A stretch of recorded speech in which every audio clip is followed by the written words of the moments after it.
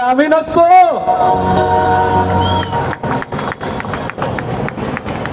सिद्धार्थ कॉलनीतली जयंती आजपर्यंत अनेकदा अनुभवली आहे. राहणारा विक्रोळीचा आहे, त्यामुळे विक्रोळी जयंती सुरू करून सिद्धार्थ कॉलनीपर्यंत यायचं, इथून पुढे वरळीला जायचं, चैत्यभूमीला जायचं, जयंती साजरी करत राहायची.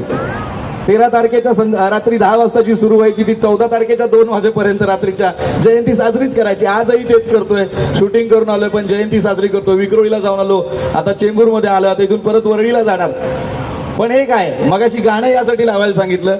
मध्यंतरी बरेच जण विचारत होते इंस्टाग्राम वरती, फेसबुक वरती, नाचून साजरी करायची का वाचून साजरी करायची. सगळे विचारत होते काय करायचं, नाचून करायची वाचून करायची.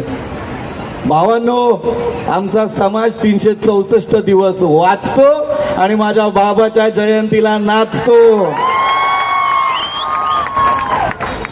तुम्ही सगळे आज इथे जमलेले आहात. अत्यंत महत्वाचा क्षण आहे, आपल्या सगळ्यांसाठी सोन्याचा दिवस आहे हा.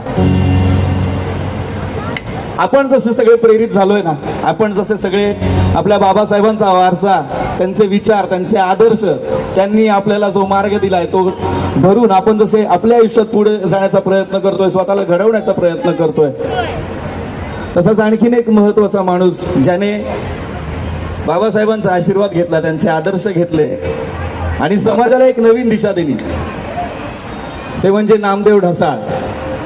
आणि आज आमची संपूर्ण team, Sanjay sir, Varuna ma'am, Mallika ma'am, आमची संपूर्ण टीम, स्मिताताई, गौरी, सगळ्यांचं इथे आम्ही स्वागत करतो यासाठी की आज तुमच्या सगळ्यांच्या साक्षीने, सिद्धार्थ कॉलनीच्या साक्षीने, मी म्हणेन हा महाराष्ट्राचा महासिनेमा आहे ढसाळ नावाचा. त्याचं पोस्टर लॉन्च, पोस्टर अनावरण आज इथे होणार आहे. इथे आम्हाला सगळ्यांना बोलवलं, प्रेम दिलं, जय भीम ही साथ घातलीत.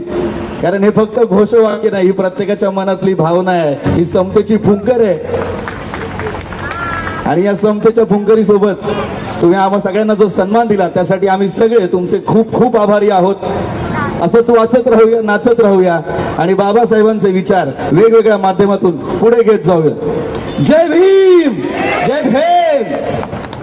मित्र